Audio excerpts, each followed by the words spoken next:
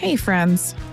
Before we get this episode rolling, I wanted to first mention, well, one, thank you for being here. Two, for those of you who had followed me for any amount of time, the trailer for this podcast, the Candid Content Revolution, was put together a while ago, maybe even over a year ago, and I recorded a few interviews at that time.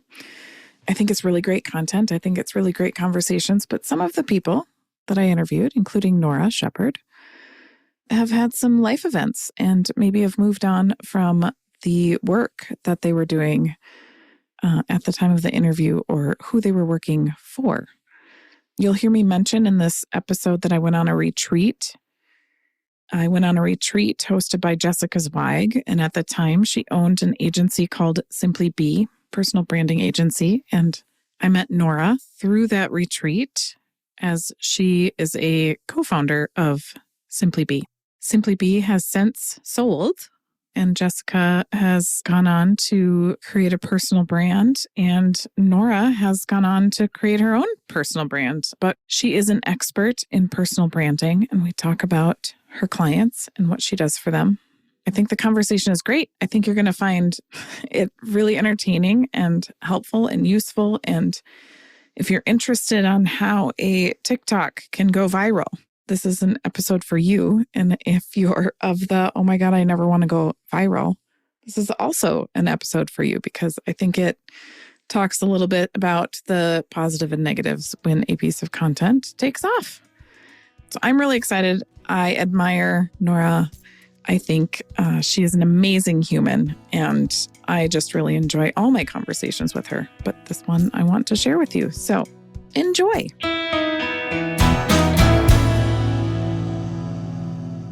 Hi. Hey, Tami.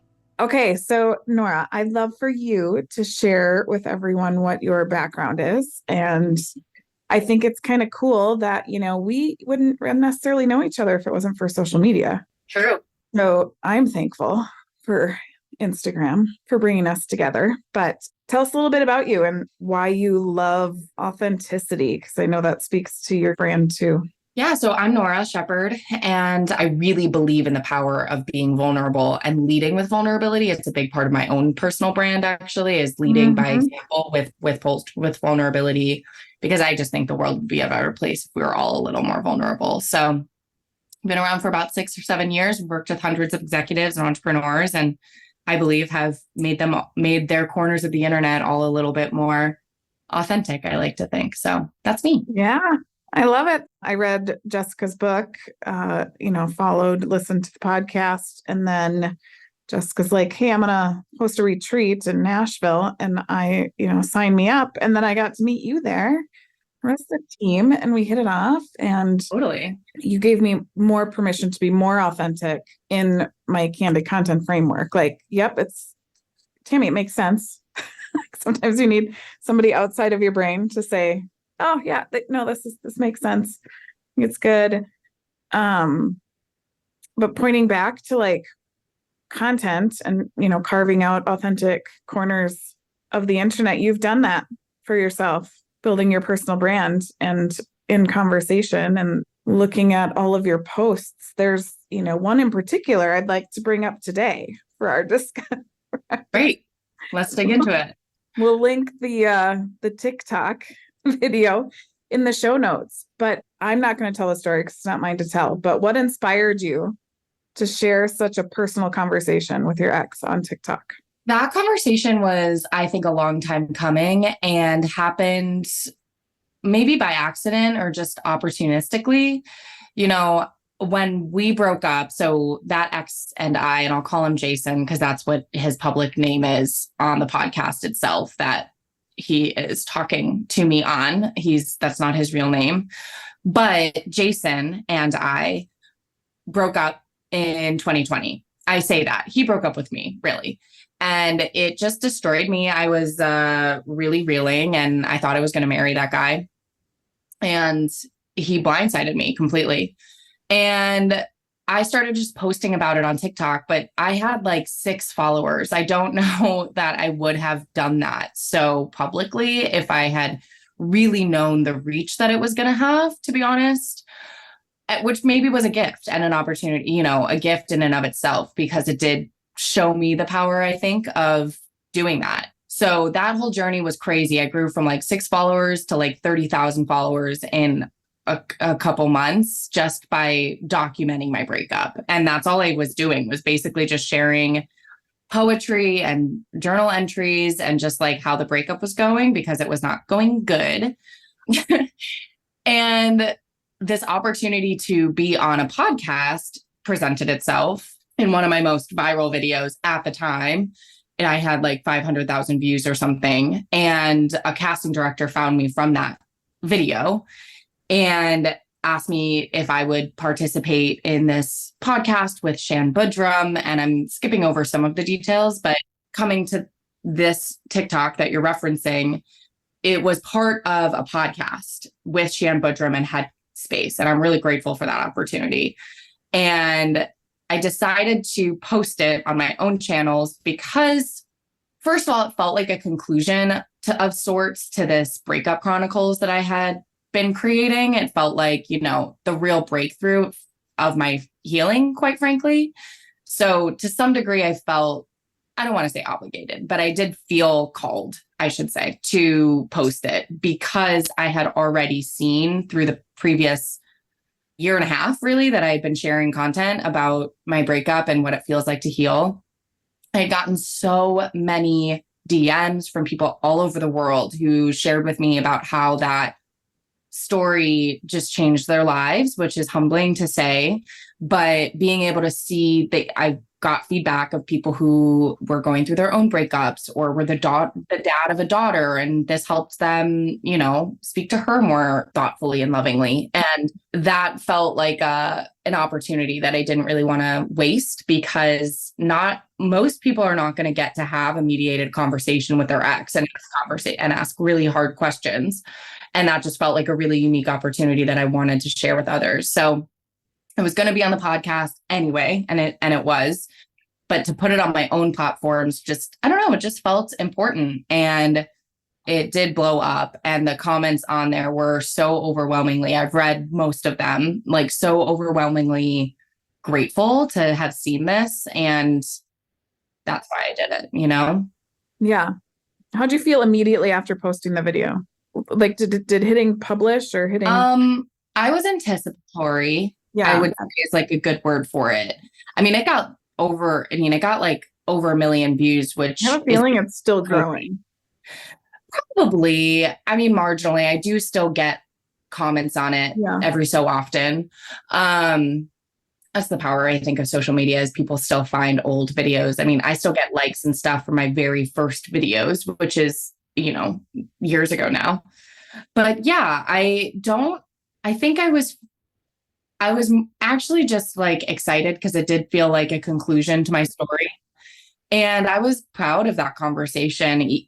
I was proud of how I showed up to that. I think I've showed up, as well as I could. And I was really proud of what I was able to glean from that conversation. And I was really proud of myself for doing it. It was really hard. Like, the actual conversation itself was way harder than publishing it. Like, the actual publishing of it felt like I'm excited to see the response to it. I was overwhelmed by the response, though. I mean, the response was more than I could have expected. But at that point, I also had already gone, quote unquote, viral for some equally vulnerable stuff. So I was maybe a little used to it at that point. It didn't feel like something new I was sharing with the world. So you already kind of leaned into, you were anticipatory and were excited about what the response could be. Did you expect the type of response you got? Like, so many outpouring of compassion and empathy and thank yous. And like, how did that make you feel? I wasn't really expecting the response. It was very beautiful. Social media is like catnip. So I am no better than anybody else. And I was totally like refreshing and seeing all the new comments as they came in, because it's fun. And so I was seeing it in real time and giving everyone like, oh my God, it's at 200,000 views now, and it's growing so fast. And it was cool and overwhelming to see, like, wow, I can't believe how many people have now seen this and like seen it all the way through, and now really know so much about me and like know the darkest moment of my life and like what he said to me, which, like destroyed me for 3 years. And I guess the real curiosity that I saw in my comments was maybe the most surprising part of like, I'm going through this. How did you get through this? Like, I'm never going to be able to talk to mine again. How do I find closure? Like, how do I ask my ex to do this? Which I don't recommend. Like, I wouldn't have done that unless it was mediated. Like, I don't believe in needing external validation for closure. It just happened to be my story, which is why I posted it. And so I guess like that of how curious people were to know more information about the actual healing process was maybe a little surprising. And obviously there were some trolls of people who, like were trolly. But that always comes with the territory. And at that point, like this is why I think it's important to not process out loud though, is I was already, I was pretty secure in posting it and knew what the possible backlash, I guess, would be. So I was prepared for it. I sometimes tell people, like, if you're getting negative feedback, you've made it. I tell my clients the same thing. If you're not ruffling some feathers, you're probably not doing it right. So right. Yeah, I just told myself that, and I hope it made a difference. I mean, it's just one video, but I got comments. I guess the other surprising thing are people who had been following my journey for like 2 years already at that point. They were like, I remember your very first video, and it's so crazy to see your journey, and it's been really cool to watch. So that was also maybe surprising, is how loyal some of the people are. Yeah. And you didn't necessarily know that people were like following along. Yeah. Right. Like other than the people you maybe see every day anyway. Right. Exactly. Do you think it helped? Like, do you think it impacted your mental health or your personal life at all after having done it or having chronicled all of that? Did it do anything for you? I mean, the whole experience was really helpful for my mental health because it was, especially in the early days, like I either make a TikTok or like I text him. Like I didn't know what else to do with my time, kind of thing. Like I was so inclined to FaceTime. I wanted to talk to him. And this took my mind off of it and built a community. And I made like real life friends off of this, of people who followed me and met them in real life. And that was cool, like building actual connections with people who or followed me and like still to this day we're in touch. So that was really cool. And it helped me expand beyond like sitting it by myself and instead opening up the dialogue when social media really feels oftentimes more like a monologue. And I think that's why people don't like it. Yeah. And I guess, vulnerable content transitions that into a dialogue. And that's really where the power of social media comes from, is when you can have it be more of a two-way street, which is why it's important to comment back and really facilitate that conversation. It's why I don't think it's ever good to have comments off, for example, because that's like the whole point of social media, is to engage with other people. There is, I think, a huge pressure for a lot of people to present a perfect image on social. I see it every day. I'm sure you see it every day. Like you're following people and what you know about them is different than how they're showing up. And part of my journey during this lifetime is to try to get people to own who they are, own their impact, speak their truth, be authentic, and to change the culture of social media. What do you think, after you've shared this very personal experience and the work you do, what do you think would be advice for people to like show up more authentically? Like, do you have any tips or do you have any thoughts as to why people don't show up authentically or what they're scared of, or how could you push them over the ledge per se? Yeah, it's a good question, because I think the parts that people are so sick of the perfect presentation, right? And like when I have conversations with potential clients, they say, "Ugh, I know I need to be on social media, but I hate it." And I'm like, let's fix that. Let's change that. Let's do it a little bit differently and expand what it means to be on social media, because social media in general, you do have to put up guardrails. Like it can suck in. It's intended to be addictive. Yeah. Boundaries are huge. You need to set boundaries around social for sure. boundaries are really important. You don't be afraid to unfollow other people who don't make you happy. But like, think about the content that you like consuming. And are you doing that? Or are you also contributing to this like curated thing that you hate? Like if you can, I don't think you can complain about the, narcissism of social media if you're also contributing to it. Right. And so I guess when my clients are feeling scared of posting something vulnerable, I ask them to think about, it's all about thoughtfulness and intentionality, right? So what will serve your audience and who are you trying to reach?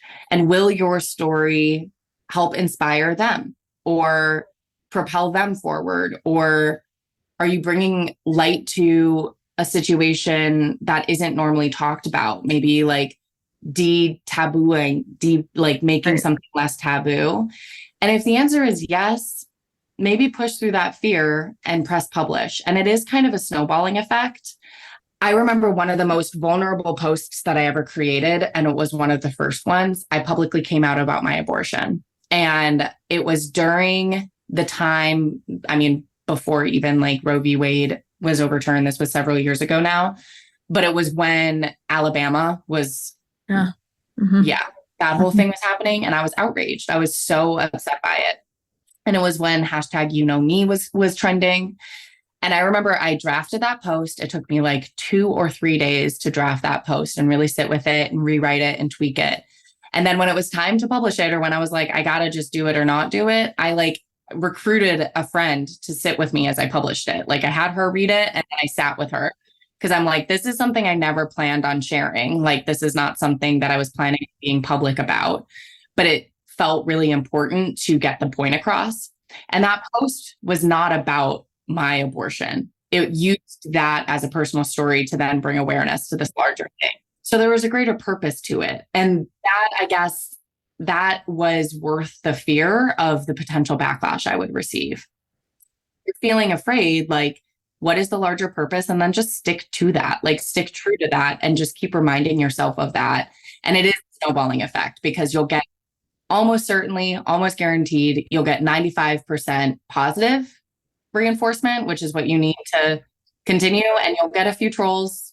I've had some mean comments, but that just comes with the course. And if you have the larger purpose in mind and you're serving your audience, you're serving a greater purpose, like to me, that's worth the fear and worth the backlash. And that's a personal question. If that's worth it to you, remember that.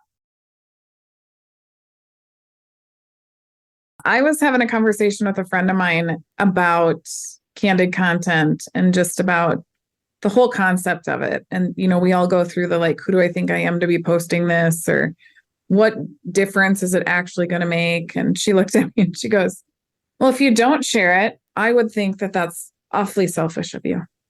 Mm-hmm. And looking at it. Yeah. Yeah. Like it's a different way of looking at it. Like me, you not sharing that story, any of the stories that you've referenced, you really connected with people with it and you shared your experience. And many women many women have had the same experiences, and seeing themselves represented or feeling seen online is what I think can help heal and change us. So I've been telling some clients that, like, well, it'd be awfully selfish for you to keep that to yourself. I like that. Right. I know. Mm-hmm. It hit me pretty hard when she said that to me. So it was, I like framing it like that. I think the most unique, and the framework, we discussed it at length at the retreat, but the framework consists of customer or consumer, like your readers connection, aligning your content to make sure it's within your wheelhouse and pillars and knowledge, telling stories is all the narrative. But I think the gold is in the creator focused aspect of it, because what all of this has done for you, allowing you not only to stand in your own truth, but helping others stand in theirs, in the role that you have at Simply Be, and you have experiences that you can post back to. When you said it snowballed, I also told a client the other day, like, the more vulnerable you are, like the more often you post, the easier it gets. And you want to be more vulnerable. You want to push some edges. You want to, be daring. Your mindset kind of shifts about social as a whole and about like situations and connections. I've made some really good friends online. For people who shy away from it or who aren't on there, I feel kind of bad for it. Like, it's such a great place for connection. And I just feel like vulnerability is what gets us there the fastest. Yeah, I agree. I mean, you think about your best conversations ever. They're the most vulnerable ones. And if you aren't bringing that level of vulnerability, not that you should bring in that level of vulnerability on the internet, but if you aren't bringing vulnerability, then it's not surprising to me that you're not having the experience you want to have on social media, because that's not how life works. That's not how connection happens ever, let alone on the internet. You just said it's such a great place for connection. I agree. I think it's a tool, and that's all it is. And we make the tool what it is, like, period, point blank. And that means that we get to use it however we want.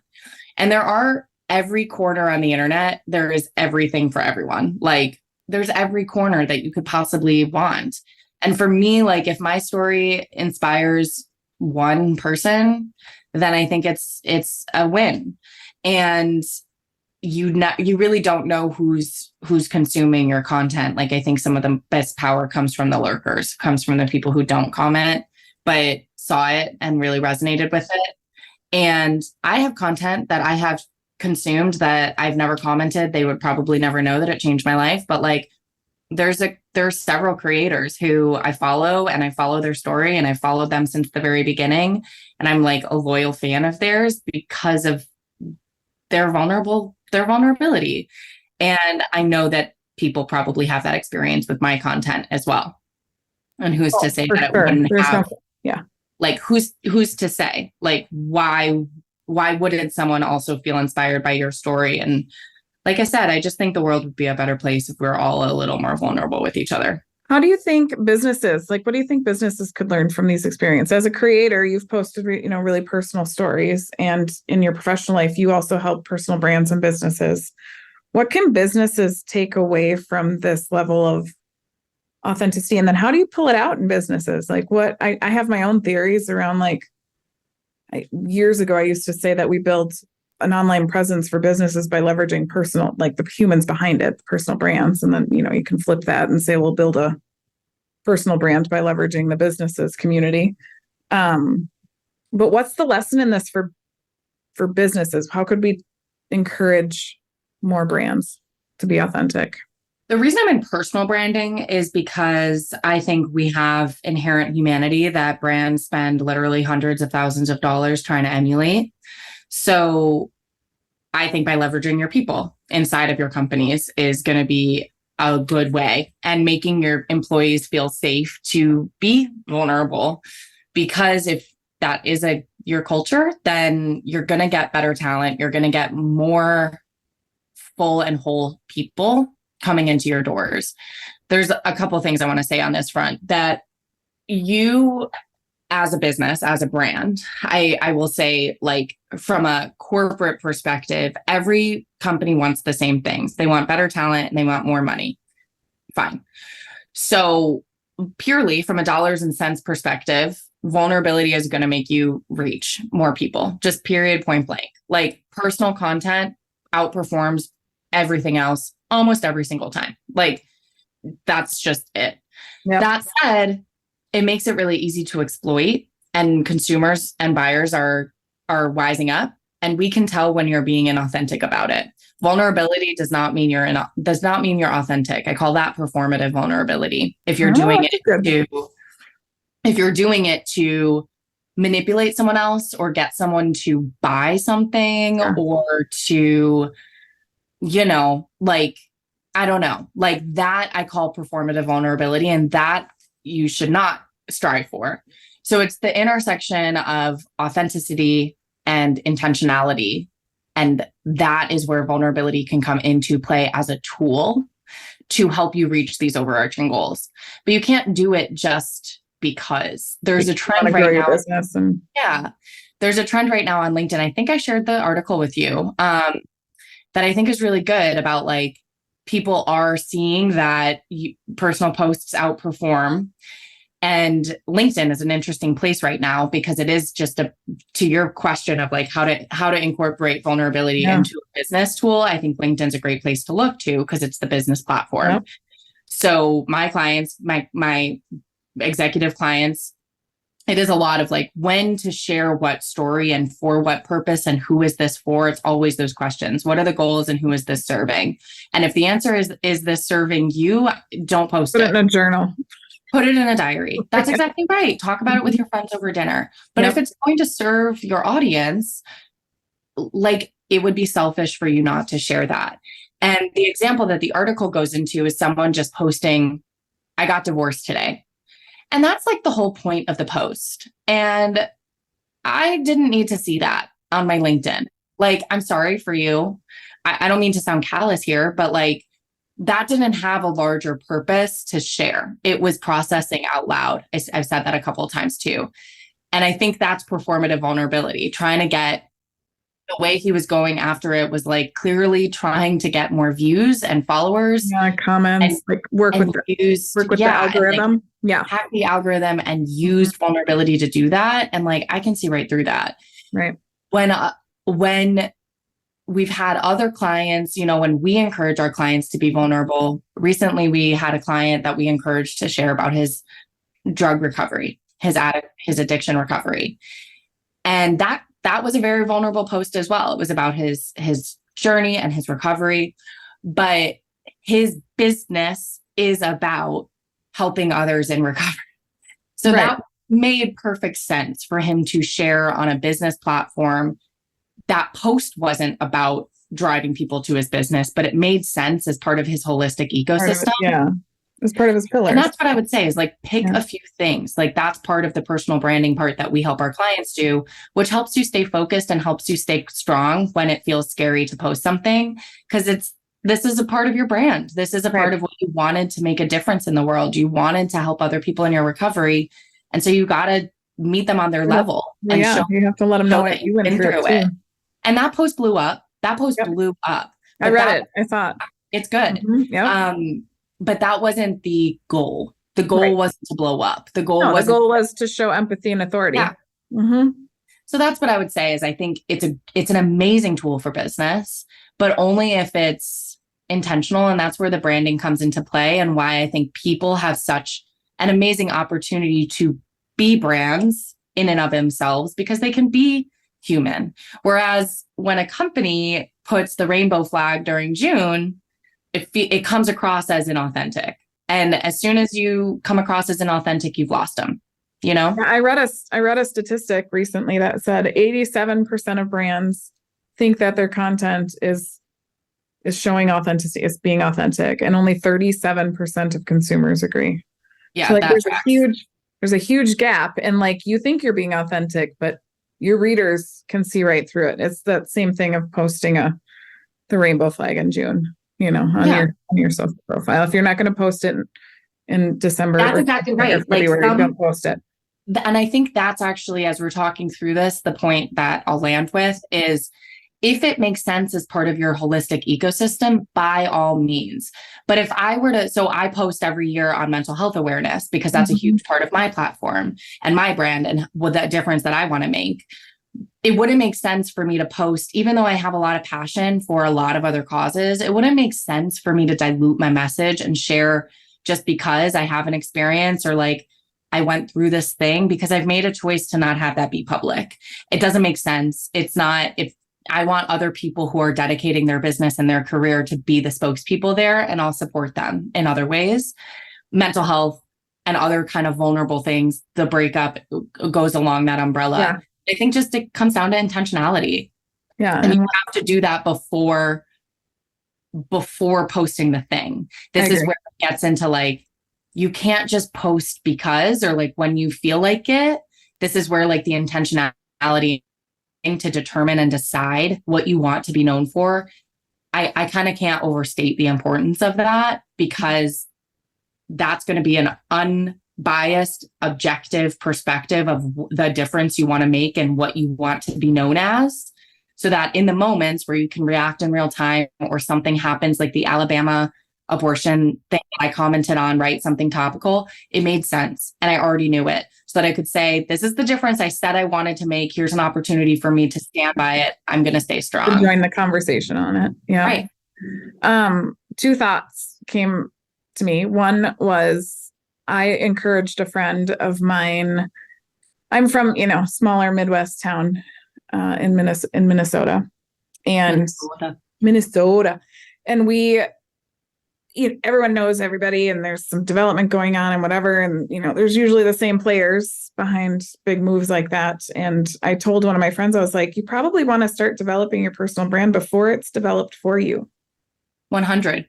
Yeah. Like, before you post something or something gets said, and then all of a sudden that's what people remember you as. And like, your story is being told without any of your input. I think that's spot on. And actually, Michelle Obama has a similar quote that's like, if you don't tell your story, you can be sure that others will tell it for you. And that's 100% true.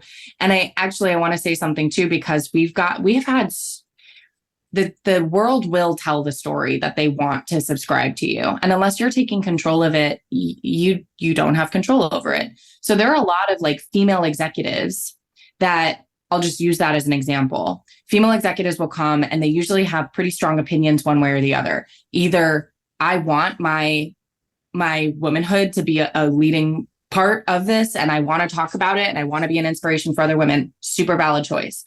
There are a lot of women who are like, I don't ever want to talk about that. I want to be a business leader it's like, my womanhood is like the least exciting thing about me. I want to talk about X, Y, and Z. And like, I hate that the world keeps talking about a female leader. I don't want to be on those lists. Super valid choice as well. So one group is going to talk about their experiences about being marginalized as a female leader in this executive world. Yep. And one is not. And both are valid choices. And that's where both have important things to say. Yeah. And they're going to talk about something else that's vulnerable and authentic in a cause that matters, where they want to make a difference. And that comes down to the choice. But in either scenario, because there are women in business, the world is going to subscribe probably the same story. And unless they make the choice of, I want to or I don't want to be known as this thing, and they take control of their own narrative, they're not going to have any control over their own narrative, and the world will tell it for them. The next thing I was going to ask you about is your opinion on hashtag holidays. Like hashtag Christmas? Like hashtag, well, okay. So like hashtag. So, I will incorporate a hashtag holiday if it makes sense for the brand, if it matches one of the pillars. We're like Mental Health Awareness Month. You're posting about that. I'm posting about that. World Mental Health Day. We're posting about that. World Coffee Day. I probably will post about that too, because coffee is life-giving to me. Would I post about National Donut Day? No. But I see brands. It makes sense for like Dunkin' Donuts. It makes sense for all sorts of brands, but it doesn't make sense just to post. I think that's where the noise is coming from, are people who are grabbing onto something, thinking they're going to join a conversation when really it makes zero sense coming from them. And they're just adding to the shit pile that is crappy content. 100%. Like, it's junk food content. If it doesn't have a thought, or if it doesn't have an intention behind it. And that goes, I get this question all the time about TikTok of like, what trends should I follow? I'm like, the trends change every 2 seconds. Like, that's not a productive question. You need to objectively decide. I feel like a broken record right now, but like, objectively, when there's not emotions, what do you want to be known for? And if a trend happens, you can hop on it if it makes sense. And some clients, some creators are going to, every choice is valid, I guess is what I'll say.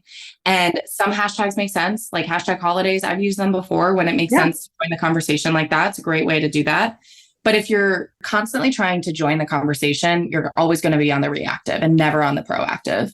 And drop the shoulds. That's what I was going to say. That's like my advice whenever a client comes and they're like, tell me everything that I should know. I should be doing. What should I do? Right. And I'm like, I don't know until I've done an audience analysis and your goals. I don't know what you're trying to do. Who are you trying to reach? Like, I have no idea. And that's usually when I win clients over, actually, because they're like, I'm overwhelmed. I don't know what I know I should be on social media. I should be on TikTok. I'm like, I don't know that. I don't know that yet. Like, I haven't done any sort of thinking yet or strategic analysis into like where you should be, because we don't, and this is specific, I think it relates to influencers, but you and I work with business people. Yep. You don't need to be famous. They're looking to make a difference in their particular corner of the internet, corner of the world. And way earlier in this conversation, you said something about like the perfect curated feed and how that doesn't match to the experience that you have with someone in real life. We call that not being integrated. And that's like the greatest sin, I think, in my opinion. I'm like, you should theoretically, if you meet someone at a networking event and they go check you out on LinkedIn or Instagram, they should have the same experience as they met.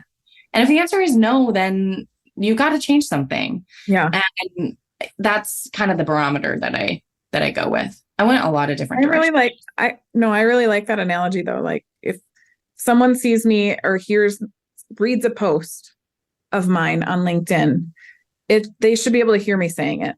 Mm-hmm. It should be in your voice. Like it, and like it wouldn't be something that I wouldn't say at a networking event or when chatting with you on the phone or whatever. Well, I have gotten quite a few compliments about my how that works for me. Like how I show up online is how I show up in real life, and I wear that with some pride. I like that myself. Yeah, you are definitely integrated. It's awesome.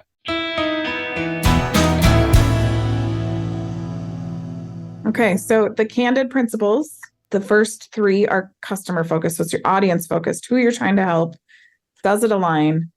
And the C stands for connection. So how do you think that post, the video of you and your ex going through that conversation, I think we did hit on it quite a bit in terms of how it really formed connection.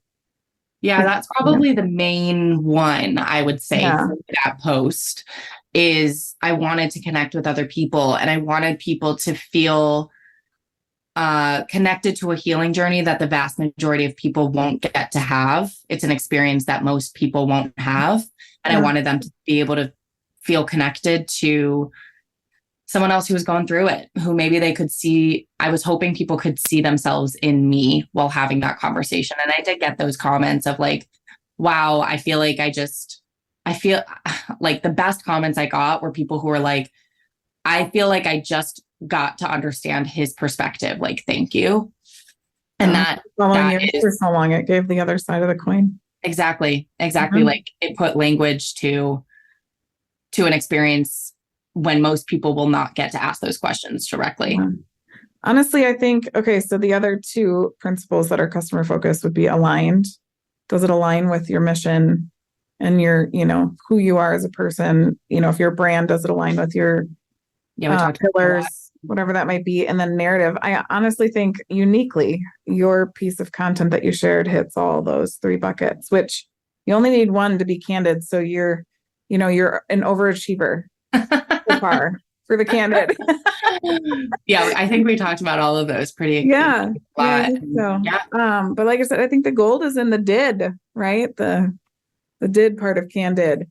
So the daring, I think it felt daring. I don't know. Like this is the part that is totally subjective. Right. So the D is daring. The I is it inspirational to you? Do you feel like, are you inspired by the content? And the other D is delight. Like, does it just make you really fucking happy when you look at the post? So in your experience, because this is your piece of content, which principle or principles do you think it aligns with in the formula on the last 3 there?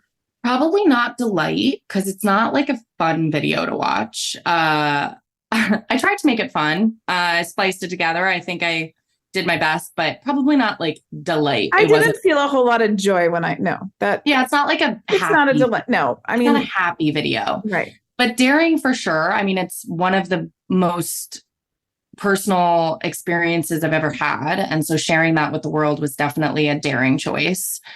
And inspirational, like I think, and I said this in the post too, it's the scariest and best thing I've ever done for my healing.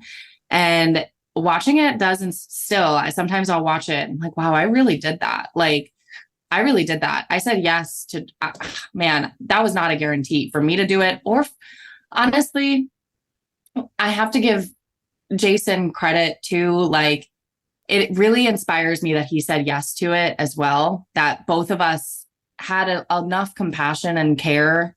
He did not have to say yes to doing that and to getting on the podcast and to talking through with me and answering my questions and like having me dig up the past. Like he did not have to do that, and he did. And that really inspires me too, of like, wow, you can come together and have conversations and like move forward. And that's what life's about. So definitely daring and inspire. Wow, I hit 5 of 6. You hit 5. You're such an overachiever. You only need 2. You only need 2. What a good piece of content to digest, to dissect. Oh, fun. Maybe I need more delight in my content, though. My Instagram is mostly my cats. I feel like those are delightful. Yeah.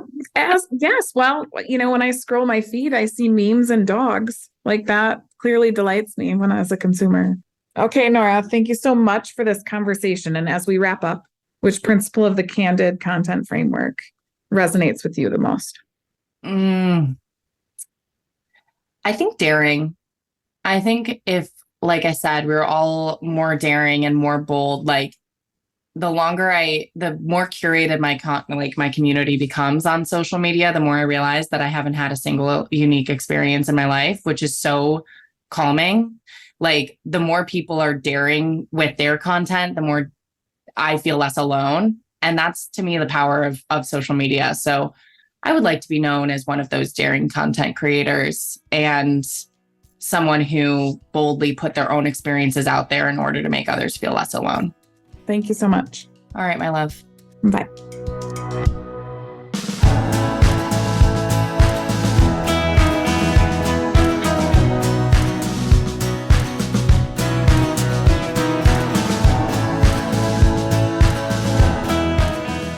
Thanks, friend, for listening. My thanks to Brand Out Loud Design for their audio branding and sound design. If you enjoyed the show and want to share it with others, why not leave us a 5-star review? And remember to subscribe wherever you get your podcasts. You can also connect with me on Instagram at Tami Enfield. And until next time, authentically yours. I'm Tami, and this is the Candid Content Revolution.